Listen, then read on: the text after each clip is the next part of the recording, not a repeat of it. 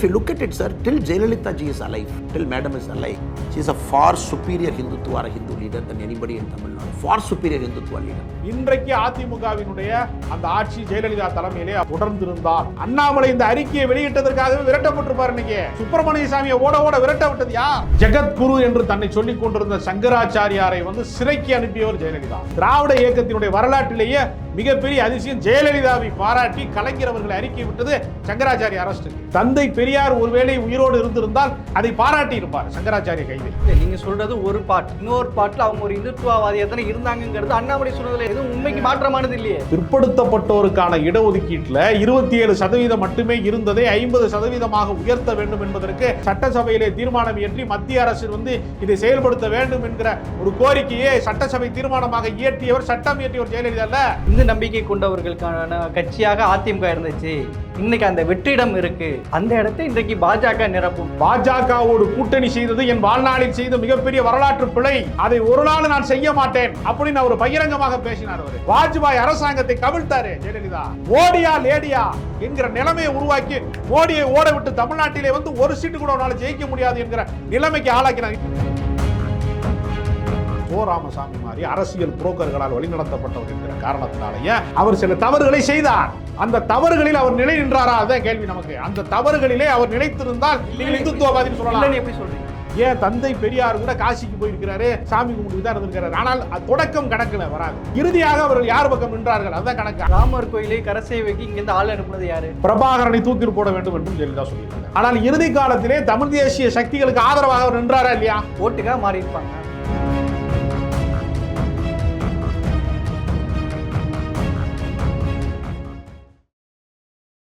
வாகை தமிழ் நேயர்களுக்கு வணக்கம். இன்றைய நேர்காணல் பகுதியில் நம்மோடு அரசியல் விமர்சகர் ராஜகம்பீரன் அவர்களை வரவேற்று நிகழ்ச்சிக்குள் செல்வோம். வணக்கம். வணக்கம். பாஜக தலைவர் அண்ணாமலை தொடர்ந்து பல்வேறு செய்திகளை பேசுவார், சர்ச்சையாகும். இதே இப்போது அண்மையில் ஜெயலலிதா அம்மையார் குறித்து ஒரு கருத்து சொல்லியிருக்கிறாரு. ஜெயலலிதா அம்மையார் அவங்க ஒரு இந்துத்துவாவினுடைய தலைவராக தான் அவங்க இருந்தாங்க. இந்து மதத்தினுடைய அடையாளங்களை அப்படியே அவங்க பிரதிபலித்தாங்க. ராமர் கோயில் கட்டினதுலேருந்து மதமாற்ற தடை சட்டத்தை கொண்டு இப்படி பல வகைகளில் ஒரு இந்துத்துவ தலைவராக தான் ஜெயலலிதா அம்மையார் இருந்தாங்க அப்படின்னு அவர் சொல்கிறாரு. ஆனால் ஜெயலலிதா அம்மையாருங்கிறது தமிழ்நாட்டில் எல்லோராலும் ஏற்றுக்கொள்ளப்பட்ட ஒரு தலைவராகவும் இருக்கிறாங்க. இப்போது அண்ணாமலை ஏற்கனவே ஜெயலலிதா அம்மையார் குறித்து பேசியது சர்ச்சையாகி அதுலேருந்து அதிமுக கூட்டணி முறிவதற்கு கூட ஒரு காரணம்லாம் சொல்லப்பட்டதெல்லாம் பார்க்குறோம். இப்போது அண்ணாமலை இந்த மாதிரி பேசுவதை எப்படி பார்க்கறது? ஜெயலலிதா அம்மையார் ஒரு இந்துத்துவ தலைவரா? 1,00,000 வாக்குகளை காணாம் என்று சொன்னதோடு ஏறத்தாழ அண்ணாமலையும் சேர்ந்து அந்த வாக்குகளோடு சேர்ந்து காணாமல் போனார். அவரை பற்றி அரசியல் உலகத்தில் எந்த விதமான சலசலப்பும் இப்போது இல்லை. காரணம், அவர் பேசியது எல்லாமே உண்மைக்கு புறம்பானது என்கிற காரணத்தினால அவர் ஏற்கனவே நீதிமன்றத்தை சந்தித்து கொண்டிருக்கிறார். ஏற்கனவே அவர் அண்ணா அவர்கள் குறித்து அவதூறாக பேசி அது ஒரு வழக்கிலே பியூஷ் மனுஷுடைய வழக்கிலே கூட அது இருக்கிறது.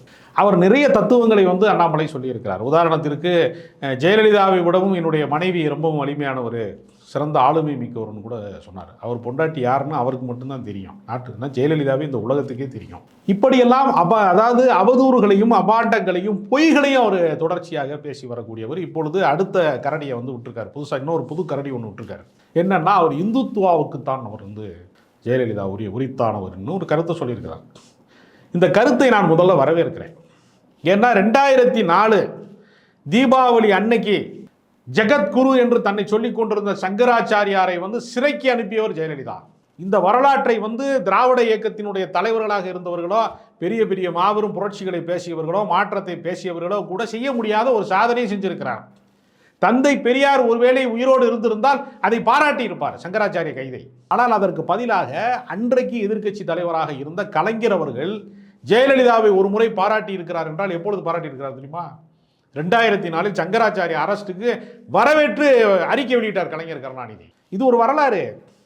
திராவிட இயக்கத்தினுடைய வரலாற்றிலேயே மிகப்பெரிய அதிசயம், ஜெயலலிதாவை பாராட்டி கலைஞர் அவர்களை அறிக்கை விட்டது சங்கராச்சாரிய அரசுக்கு. அப்போ இந்துத்துவவாதி தான் அதை செய்ய முடியும் என்பதை ஒப்புக்கொள்கிறாரா? ஜெயலலிதா தவிர வேற யாரோ செஞ்சிருக்க முடியும். அவங்க அந்த ஆளுங்கிறனால தானே அப்படி அதை கை வைக்க முடிஞ்சு. ஆமாங்க, யார் கை வச்சானுங்க? குற்றவாளி, கொலை குற்றவாளி சிறைக்கு அனுப்புனாங்களா இல்லையா? அப்புறம் சாட்சிகளை பிறல் சாட்சிகளாக மாற்றி பல குழப்பங்களை விளைவித்து பின்னால் அவர் விடுதலையாகி மரணம் தான் அவரை தண்டித்தது. மரணம் வரைக்கும் அவருடைய புகழுக்கு கலங்க, அவருக்கு புகழே கிடையாது. முதல்ல களங்கம் மட்டும்தான். அவர் ஏற்கனவே அவர் ஒரு முறை தண்டத்தை விட்டு விட்டு ஓடி போயிருக்கிறார். ஏற்கனவே அவருக்கு பல வரலாறு இருக்கிறது.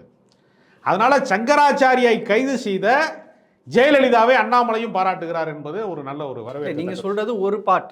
இன்னொரு பாட்டில் அவங்க ஒரு இந்துத்துவவாதியாக தானே இருந்தாங்கிறது அண்ணாமலை சொன்னதில் எதுவும் உண்மைக்கு மாற்றமானது இல்லையே. சமூக நீதி காத்த வீராங்கனைன்னு திராவிடர் கழகத்தினுடைய தலைவர் வீரமணி அவர்கள் எதுக்கு ஜெயலலிதாவுக்கு வந்து பாராட்டினாங்க?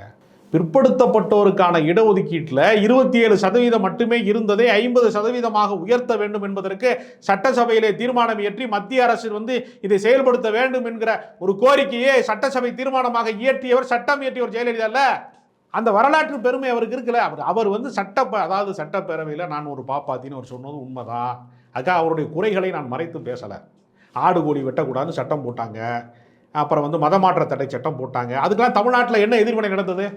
மதமாற்ற தடை சட்டம் போட்ட போது லட்சக்கணக்கான பேரை திரட்டி நான் வந்து மதம் மாற்றுவேன், நான் என்ன செய்வேன் என்று திருமாவளவன் அவர்கள் வந்து மிகப்பெரிய மாநாடு நடத்தினாரு. மாநாடு நடத்தி நாங்கள் இந்துக்கள் அல்ல, நாங்கள் பௌத்த மதத்திற்கு மாறுகிறோம் என்று எப்படி அம்பேத்கர் சொன்னாரோ அதே போல வந்து தமிழ்நாட்டில் மிகப்பெரிய புரட்சியை வந்து திருமாவளவன் அவர்கள் நிகழ்த்தி காட்டினாரு. அந்த சட்டத்தை குப்பை தொட்டிக்கு அவர் அனுப்புனாரா இல்லையா? அந்த கருத்தோடு தானே இருந்தாங்க. அந்த கருத்து வந்து அவர் பிறப்பால வந்து பிராமண சமூகத்தை சேர்ந்தவர் என்பதனாலேயும் சோ ராமசாமி மாதிரி அரசியல் புரோக்கர்களால் வழிநடத்தப்பட்டவர் என்கிற காரணத்தினாலேயும் அவர் சில தவறுகளை செய்தார். அந்த தவறுகளில் அவர் நிலை நின்றாரா? அதான் கேள்வி நமக்கு. அந்த தவறுகளிலே அவர் நிலைத்திருந்தால் நீங்கள் இந்துத்துவவாதின்னு சொல்லலாம். எப்படி சொல்றீங்க? எந்த வரலாற்றுல நான் இன்னும் சொல்றேங்க. இளமை காலத்துல வந்து பாரதிதாசன் வந்து சாமியை பத்தி பாட்டு எழுதியிருக்கிறாரு. எங்கெங்கு காணும் சக்தியடான்லாம் பாட்டு எழுதியிருக்கிறாரு. ஏன் தந்தை பெரியார் கூட காசிக்கு போயிருக்கிறாரு, சாமி கும்பிட்டு தான் இருந்திருக்கிறாரு. ஆனால் தொடக்கம் கணக்கில் வராது. இறுதியாக அவர்கள் யார் பக்கம் நின்றார்கள் அதுதான் கணக்கு. அரசியல் வந்து நீங்கள் எங்கே தொடங்கினீர்கள் கணக்கில் வராது. எதிரின்னு எப்படி சொல்றீங்க? அவங்கள யாரு? ஜெயலலிதா அம்மையார் இந்துத்துவாக்கு எதிரின்னு எப்படி சொல்றீங்க? சங்கராச்சாரியார் கைதின் மூலம் நான் சொல்றேன். சமூக நீதியை காப்பாற்றிருக்கிறாங்களா? சமூக நீதியை காப்பாற்றுவதை வந்து அண்ணாமலை செய்வாங்களா? பாஜக செய்யுமா? ஜாதிவாரி கணக்கெடுப்பு நடத்தணுங்கிற ஒரு விஷயத்தை சொன்ன உடனே துண்டக்கான துணியக்கான பாஜக காரன் பூரா ஓடி போயிட்டான்ல. அதற்கு பயந்து தானே ராகுல் காந்தியை வந்து ஏன் வந்து இவ்வளவு அவதூறு பரப்புறான்? பாகிஸ்தான் விரும்புதுங்கிறான், பசுமாடு காணா போயிருங்கிறான், எருவு மாடு காணா போயிருந்தா ஏன் பேசுறான்? என்ன காரணம்? ராமர் கோயிலை கரசேவைக்கு இங்கிருந்து ஆள் அனுப்புனது யாரு? அதை பேசியது ஜெயலலிதா என்பதில் மாற்று கருத்து கிடையாது. ஆனால் அந்த புள்ளியில் மட்டுமே அவர் நிலை நின்றார் என்று சொல்ல முடியாது. நான் ஒரு உதாரணத்துக்கு சொல்றேன். பிரபாகரனை தூக்கில் போட வேண்டும் என்றும் ஜெயலலிதா சொல்லியிருக்கிறார். ஆனால் இறுதி காலத்திலே தமிழ் தேசிய சக்திகளுக்கு ஆதரவாக அவர் நின்றாரா இல்லையா? ஓட்டுக்காக மாறி இருப்பாங்க. ஓட்டுக்காகலாம் அது மாறல. அவர்கள் கருத்தை மாற்றிக்கொண்டார்கள், பின்னாளிலே மாற்றிக்கொண்டார்கள். அவர்கள் வந்து அற்புத அம்மாள் வந்து அந்த மரண தண்டனைக்கு எதிரான தீர்மானங்களை எல்லாம் அவர்கள் தான் மிக பெரிய அளவில் கவனம் செலுத்தினார்கள். ஈழப்போரிலே வந்து காங்கிரஸும் திமுகவும் கூட்டணியில் இருந்த காலகட்டங்களிலே மிகப்பெரிய அதிருப்தி நிலவிய போது தமிழ் தேசிய சக்திகளை வந்து அரவணைக்கக்கூடிய இடத்திற்கே ஜெயலலிதா வந்துட்டார் கடைசி காலத்தில். ஆனால் ஜெயலலிதாவினுடைய அரசியலை பொறுத்தவரையில் அவருக்கு 2 பக்கங்கள் இருக்கிறது, அதை நம்ம மறுக்கவே முடியாது. ஆனால் அவர் இறுதியாக எங்கே நின்றார்? அவர் சமூக நீதியின் பக்கம் நின்றாரா, யாரின் பக்கம் நின்றார் என்கிற ஒரு கேள்வி இருக்கிறது. அவர் ஆதிக்க சாதிகளின் பக்கம் நிற்கிறவரே. இன்னொரு விஷயம் நான் சொல்றேங்க, பிற்படுத்தப்பட்டவர்களின் ஒரு பகுதியாக இருக்கக்கூடிய முக்குளத்தோர் சமூகத்தினுடைய நம்பிக்கைக்குரியவராக அவர் திகழ்ந்தாரே தவிர அவர் பிராமண சக்திகளின் பிரதிநிதியாக அவர் திகழலை. அவரை அப்படி மாற்ற வேண்டும் என்பதற்கு இவர்கள் வந்து ஒரு பிராமண லாபி அவருக்கு வேலை செய்தது, அது மாற்று கருத்து கிடையாது. அவர் தொடக்கத்திலே அவர் தலைவியாக நிலை பெறுவதற்கு சோராமசாமி வகைராக்கள், குருமூர்த்தி வகைராக்கள் வேலை செய்தார்கள் என்பது மறுக்க முடியாத விஷயம். ஆனால் அவர்களுக்கு அவர் விசுவாசமாக இருந்தாரா என்று கேட்டால் நிச்சயமாக இல்லை. அவர் சசிகலா பக்கம் நின்றார், சமூக நீதியின் பக்கம் நின்றார், அவர் தமிழ் தேசியர்களுக்கு ஆதரவாக நின்றார் என்பதான் அவருடைய இறுதிக்கட்ட வரலாறு. சரி, அதான் அதிமுகவுடைய அவர் அண்ணாமலை என்ன சொல்றாருன்னா, இந்துத்துவ இந்து நம்பிக்கை கொண்டவர்களுக்கான கட்சியாக அதிமுக இருந்துச்சு, இன்னைக்கு அந்த வெற்றிடம் இருக்கு, அந்த இடத்தை இன்றைக்கு பாஜக நிரப்பும், ஜெயலலிதா அம்மையார் இடத்தை இன்னைக்கு பாஜக நிரப்பும். தமிழ்நாடு முஸ்லீம் முன்னேற்ற கழகம் நடத்திய மெரினா பீச்சில் நடத்திய மிகப்பெரிய மாநாட்டிலே ஜெயலலிதாவினுடைய இயல்பு பல பேருக்கு தெரியும். அவர் சொன்னார், என் வாழ்நாளில் நான் மிகப்பெரிய தவறு செய்து விட்டேன், பாஜகவோடு கூட்டணி செய்தது என் வாழ்நாளில் செய்த மிகப்பெரிய வரலாற்று பிழை, அதை ஒரு நாள் நான் செய்ய மாட்டேன் அப்படின்னு அவர் பகிரங்கமாக பேசினார். அவரு வாஜ்பாய் அரசாங்கத்தை கவிழ்த்தாரு ஜெயலலிதா. மோடியா லேடியா என்கிற நிலைமையை உருவாக்கி மோடியை ஓட விட்டு தமிழ்நாட்டிலே வந்து ஒரு சீட்டு கூட ஒரு நாள் ஜெயிக்க முடியாது என்கிற நிலைமைக்கு ஆளாக்கினார். இன்றைக்கு சொல்றேன், இன்றைக்கு அதிமுகவினுடைய அந்த ஆட்சி ஜெயலலிதா தலைமையிலே அவர் ஒருவேளை அந்த காலமான அந்த விஷயங்கள் இல்லாமல் தொடர்ந்திருந்தால் அண்ணாமலை இந்த அறிக்கையை வெளியிட்டதற்காகவே விரட்டப்பட்டிருப்பார். இன்னைக்கு சுப்பிரமணிய சாமியை ஓட ஓட விரட்ட விட்டது யார்? கவர்னர்கள்லாம் கதி கலங்கினா. நீங்கள் திமுக ஜனநாயக பூர்வமாக அணுகிறது, ஜனநாயகத்தை தாண்டி வந்து இந்துத்துவவாதிகளை அடித்தவர் ஜெயலலிதா. அது யாரும் மறுக்க முடியாது. இன்றைக்கு அண்ணாமலையில் அரசியலே பண்ணி இல்லை, அது அண்ணாமலையோட ஸ்டேட்மெண்ட்டில் அதை இந்து மக்களுடைய நம்பிக்கைக்குரிய ஒரு கட்சியாக அதிமுக இருந்துச்சுங்கிறாரு. இப்போ இந்துக்கள் மட்டும்தான் அதிமுகவில் இருந்தாங்களா, அவங்க மட்டும்தான் வாக்களிக்கிறவங்களா இருந்தாங்களான்னு ஒரு கேள்வி இதில் இருக்குல்ல. அப்படி கிடையாது. அதாவது சிறுபான்மை மக்களை அரவணைக்கிற போக்கு அவருக்கு இருந்தது என்பதற்கு தான் நான் தமிழ்நாடு முஸ்லீம் முன்னேற்ற கழகத்தினுடைய மாநாட்டை குறித்து நான் சொன்னேன். அது மட்டுமல்ல, கோயம்புத்தூர் குண்டுவெடிப்பு நடந்ததற்கு பின்னால் மிக மோசமாக காவல்துறையால் வேட்டையாடப்பட்டவர்களை மீண்டும் வந்து அவர்களுக்கான மனித உரிமை குறித்தும் வந்து அவர் ஒரு கருணையோடு பரிசீலிக்கிற இடத்திலும் அவர் இருந்திருக்கிறார். எனவே ஜெயலலிதாவை பொறுத்தவரையில் அவரை வந்து நீங்கள் ஒற்றையான ஒரு முகமாக, பாசிச முகமாக மட்டுமே பார்க்க முடியாது. அவருக்கு அரசியல் பிழைகள் உண்டு, அதை நம்ம மறுக்கவே இல்லை. அவர் வந்து அப்பழுக்கற்ற தலைவர் அப்படிங்கிற இடத்திலிருந்து நான் பேசவே இல்லை. அவருக்கு அரசியல் தவறுகள் உண்டு. ஆனால் தவறுகளிலே இருந்து பாடம் கற்றுக்கொள்ளக்கூடிய தலைவியாக ஜெயலலிதா இருந்திருக்கிறார் என்கிற உண்மையை நான் மறைக்க விரும்பவில்லை. இல்லை, அதான் இதே அண்ணாமலை தான் ஜெயலலிதா அம்மையாரை A1 அக்யூஸ்டுன்னு பேசினார். அதுதான் சர்ச்சையாச்சு. இப்போது அவங்க இந்துத்துவ தலைவரும் சொல்ல வேண்டிய தேவை என்ன வருது? ஏங்க, பாஜகவிற்கு சொந்தமாக தத்துவமும் கிடையாது, தலைமையும் கிடையாது. அதிமுகவுக்கு மட்டும் இருக்கா? இருக்கு. ஏங்க, அதிமுக என்பது எப்படி தோன்றியது? திமுக என்பது வந்து ஒரு முழுமையான ஒரு பெரிய மாபெரும் இயக்கமாக மாறியதற்கு பின்னால், இல்லை அதுலேருந்து அவங்க அந்த இடத்துக்கு வராங்கன்னு சொல்கிறேன். இருங்க, அதிலிருந்து மாறி ஒரு பெரிய இயக்கமாக மாறியதற்கு பின்னால் ஓவர்ஃப்ளோ ஆயிடுச்சுங்க. திமுக பொங்கி பிரவகிக்கிற இடத்துக்கு வந்துருச்சு. அதில் இரண்டாம் கட்ட தலைவர்களுக்கு இன்னொரு அரசியல் கட்சி தேவைப்பட்டது. இதை நான் கலைஞரின் வாக்குமூலத்திலிருந்து சொல்லுகிறேன். ஒரு முறை வந்து கவிஞர் வைரமுத்து அவர்கள் கலைஞரிடத்தில் கேட்கிறார், காங்கிரஸை எதிர்த்து தானே திமுக அரசியல் செய்தது, காங்கிரஸா திமுகவா என்கிற போட்டி தானே தமிழ்நாட்டில் நிகழ்ந்திருக்க வேண்டும்.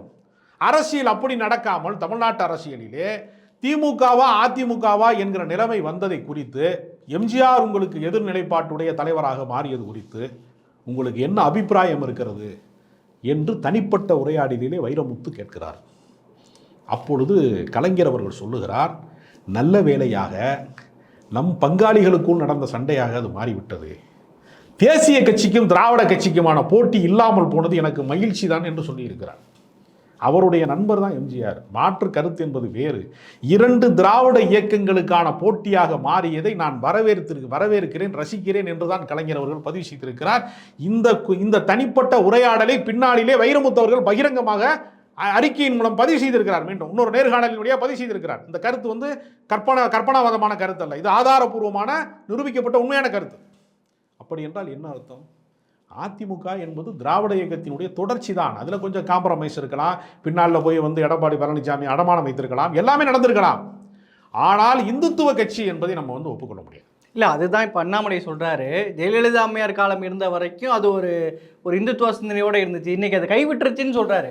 எங்க நாகூர் தர்காவிற்கு வந்து அந்த சிறப்பு இதற்கு வழிபாட்டுக்கு சம்பந்தமான விஷயங்களுக்கு உதவியதாக இருக்கட்டும், பல விஷயங்களில் உலமாக்களுக்கு வந்து ஓய்வூதியத்தை உயர்த்தியதாக இருக்கட்டும், பல விஷயங்களில் இஸ்லாமியர்களுக்கு ஆதரவான பல நிலைப்பாடுகளை ஜெயலலிதா தனிப்பட்ட முறையில் எடுத்திருக்கிறார். இல்லை, இன்னைக்கு என்ன சூழலுக்காக இப்படி சொல்கிறாருன்னு இருக்குல்ல, அதிமுக ஜெயலலிதா அம்மையாருக்கு அப்புறம் இது மதசார்பற்ற கட்சியாக தான் இருக்குது அதிமுக இன்னைக்கு. அதிமுக மதச்சார்பற்ற கட்சி தான். அதுல என்ன உங்களுக்கு சந்தேகம்? உங்களுக்கு அதிமுக இப்போ ஒண்ணு இல்லைன்ற மாதிரி பேசுறாரு. எப்படி ஜெயலலிதா அம்மையார் காலத்துல ஒரு மாதிரியாகும், இப்ப வேற ஒன்றாக இருக்குன்னு அவர் சொல்றாருல. அதிமுகவை அபகரிப்பதற்கு பாஜக திட்டம் போட்டது. எடப்பாடி பழனிசாமியே அந்த இரண்டாம் கட்ட தலைவர்களை அச்சுறுத்தி இவர்கள் கொஞ்ச நாள் பணிய வைத்தார்கள். இப்பொழுது அது உடைந்து விட்டதுல, உடைந்து விட்ட காரணத்தினால நாங்கள் பாஜகவோடு கூட்டணி சேர மாட்டோம், நாங்கள் இந்த நாடாளுமன்ற தேர்தல் மட்டுமல்ல வருகிற சட்டமன்ற தேர்தலிலும் பாஜகவோடு எங்களுக்கு என்னாலும் கூட்டணி கிடையாது என்று எடப்பாடி பழனிசாமி SDPI மாநாட்டில் மதுரையில் பகிரங்கமாக தெரிவிக்கிறார்ல. மதச்சார்புடைய கட்சி நம்ம எப்படி சொல்ல முடியும்? அதனால தானே அன்வர் ராஜா என்கிற தலைவர் வந்து பாஜகவோடு இருந்த அந்த முரண்பாடுகள் தீர்க்கிற போது மிக சரியான நேரத்தில் மறுபடியும் உள்ள கொண்டு சேர்க்குறாங்க. தங்கள் கட்சிக்காரரை அவங்க விட்டுக் கொடுக்கல. சிறுபான்மை சமூகத்தைச் சேர்ந்த ஒரு இரண்டாம் கட்ட தலைவர், ஒரு மூத்த தலைவரை அவர்கள் மீண்டும் கொண்டு வந்து சேர்ப்பதற்கு என்ன காரணம்? இஸ்லாமியர்களே வேண்டாம் என்று நினைக்கிறவர்களாக இருந்தால் அதிமுக அவரை போன்றவர்களை அழைக்க வேண்டிய அவசியமே கிடையாது. இல்லை, ஜூன் 4க்கு அப்புறம் அதிமுகவுக்குள் சில மாற்றங்கள் நடக்கும் அப்படின்னு வெளியில் அரசியல் விமர்சகர்களால் பேசப்படுது. இந்த நிலையில் அண்ணாமலை இப்படி சொல்றாருன்னா அப்புறம் இதோட சேர்த்தர பார்க்க முடியுதா? நோட்டாவுக்கு கீழே இருக்கிற ஒரு அரசியல் கட்சி அது இப்போ அப்படியே தான் இருக்கு. பாஜக வந்து வளரவே இல்லைங்க. தென்னிந்தியா 2 இலக்கங்கள்ல இன்னைக்கு பெறும் அப்படின்ற மாதிரி சொல்றாங்க. கருத்து 2 இலக்கமும் ஜீரோவாக இருக்கலாம், அதுவும் இலக்கத்தில் தான் சேரும். இரண்டுமே ஜீரோவாக கூட இருக்கலாம், அதையும் நான் 2 இலக்கத்தை தான் நான் சேர்ப்பேன். பாஜக வளர்வதற்கு வாய்ப்பே இல்லை. ஏனென்றால் தமிழர்களுக்கு 100% துரோகம் செய்கிற கட்சியாக பாஜக இன்றளவும் இருக்கிறது. தமிழ்நாட்டு மக்களினுடைய நலன்களுக்கு எதிரானதாக இருக்கிறது. தமிழ்நாட்டு மக்கள் வெள்ளத்திலே வந்து கழுத்து வரைக்கும் நீந்தினாலும் மூச்சு முட்டை வந்து அவர்கள் வந்து மரணத்தை தழுவினாலும் கூட அவர்களுக்கு இழப்பீடு வழங்குவதற்கு, நஷ்ட ஈடு வழங்குவதற்கு தயாராக இல்லை என்று சொல்லக்கூடிய கட்சியாகத்தான பாஜக இந்த தேர்தலே அப்படிதான் இருக்குமா? இப்போ என்ன வெள்ளம் வந்து என்ன 200 வருஷமாச்சு இல்லைங்க, இந்த தேர்தலில் கண்டிப்பா ஒரு 20% மேல பெறும் அப்படின்னு அவ்வளவு நம்பிக்கை பாஜக தரப்பு சொல்றாங்களே. அது வடநாட்டிலேயே புடுங்கிட்டு போயிரும் சொல்லிட்டாங்க எல்லாரும். தென்னாட்டில் அவங்களுக்கு என்றைக்கு அவர்களுக்கு வேறும் இல்லை விழுதும் இல்லை. நீங்கள் நீர்ப்பாசி வந்து குளத்தில் மிதக்கும், அதுக்கு வேறு கிடையாது, விழுது கிடையாது, அது காய்க்காது, பூக்காது, காய்க்காது, கனியாது. பாஜக என்பது ஒரு நீர்ப்பாசி, அது மிதந்து கொண்டே இருக்குமே தவிர தேவைப்பட்டால் அந்த குளத்தை சுத்தப்படுத்தும் போது நீர்ப்பாசியை சுருட்டி கொண்டு வந்து வெளியே எடுத்து கொண்டு குப்பையில போட்டுருவாங்க. பாஜக என்பது அப்படி தான். தமிழ்நாட்டை பொறுத்தவரையில் பாஜக ஒரு அரசியல் கட்சியே கிடையாது. அது ஒரு யூடியூப் ஸ்டூடியோ நடத்துறது மாதிரி நடத்துகிற ஒரு சோசியல் மீடியாவில் கூலிப்படைகளை வைத்துக்கொண்டு பொய்யான கருத்துக்களை, வதந்திகளை, பொய்களை பரப்புகிற ஒரு அமைப்பு, அவ்வளோதான். பாஜக என்பது அரசியல் கட்சி கிடையாது. தேசிய கட்சி, 10 ஆண்டுகளாக ஆள்ற கட்சி, அதோடைய மாநிலத்தில் ஒரு கட்சி அப்படி சொல்லிடலாம். தேச நலன்களுக்கு எவர் பாடுபடுகிறாரோ அவர்களுக்கான கட்சி தான் தேசிய கட்சியாக இருக்க முடியும். தேசிய கட்சினா என்ன கட்சி? நீங்கள் என்ன செய்தி? தமிழ்நாட்டுக்கு என்ன எய்ம்ஸ் மருத்துவமனை கட்டி கொடுத்துருக்கீங்களா? ஜிஎஸ்டி மூலமாக சாதாரண மக்களுடைய வாழ்வாதாரத்தை நீங்கள் பாதிச்சிருக்கீங்க. நீட் தேர்வு விலக்கு கொடுத்தீங்களா? தமிழர் நலன் சார்ந்த விஷயங்களை ஏதாவது செஞ்சீங்களா? தமிழ் மொழிக்கு வந்து 74 கோடி தான் நிதி கொடுத்துருக்கீங்க. யாருமே பேசாத, நாவிலே நடனமாடாத, யாருடைய வாய்களில் உச்சரிக்கப்படாத சமஸ்கிருதத்துக்கு 1488 கோடியை கொடுத்துட்டு, தமிழுக்கு 74 கோடி மட்டும் கொடுத்துட்டு, நீங்கள் தமிழ்நாட்டுக்காரன் தான் வந்து வட மாநிலத்தில் போய் ஒருத்தன் வந்து ஒடிஷாவில் போயிருக்கான், தமிழன் ஆளலாமா ஒடிஷாவின்னு கேட்கக்கூடிய தமிழர் விரோத கட்சி தானே இது. தமிழன் போய் வந்து ஒடிஷாவை ஆளலாமா அப்படின்னு இவங்க கேட்குறாங்க. அப்போ குஜராத்தி இந்தியாவை ஆளலாமா நான் கேட்குறேன். நீ குஜராத்தி தானே மோடி, நீ ஏன் இந்தியாவை ஆளுகிறாய்? உனக்கு ஆளுவதற்கான அருகதை இருக்கு. அப்போ நீ இந்தியனாகவே இல்லையே மோல்ல. மோடி இந்தியனா மோல்ல, குஜராத்தி தானே நீனு. ஒரு தமிழன், மதுரையை சேர்ந்த கார்த்திகை பாண்டியன், ஒரு ஐஏஎஸ் ஆஃபீஸர் வந்து ஒடிஷாவில் அரசியலில் முக்கியத்துவம் பெறுவதை உன்னால் ஏற்றுக்கொள்ள முடியவில்லைன்னா அப்போ நீ குஜராத்திக்காரனா தானே இருக்க. நீ எதுக்கு இந்தியா வாழ்ற? மோடிக்கு என்ன தமிழர்கள் மேலே அவ்வளோ பெரிய பகை என்ன? ஏன் சாவியை திருடிட்டு போயிட்டாங்கன்னு சொல்லக்கூடிய, திருட்டு பட்டம் சூட்டக்கூடியவருக்கு வந்து என்ன பகை இல்லாமல் எப்படி சொல்ல முடியும்? என்ன கோவம்? தமிழர் சனாதன எதிர்ப்பு தான் காரணம். இங்கு வேறு பதிக்க முடியல. பாஜக என்கிற கட்சியை நோட்டாவுக்கு கீழே வைத்திருக்கிறான். இந்தியா மொத்தத்தை ஆட்சி செய்தால் கூட பாஜக தமிழ்நாட்டை ஆள முடியவில்லை. அந்த கோபம் தான். தமிழர்கள் சனாதனத்தை எதிர்க்கிறார்கள், சமத்துவத்தை விரும்புகிறார்கள். அதுதான் கோபம்.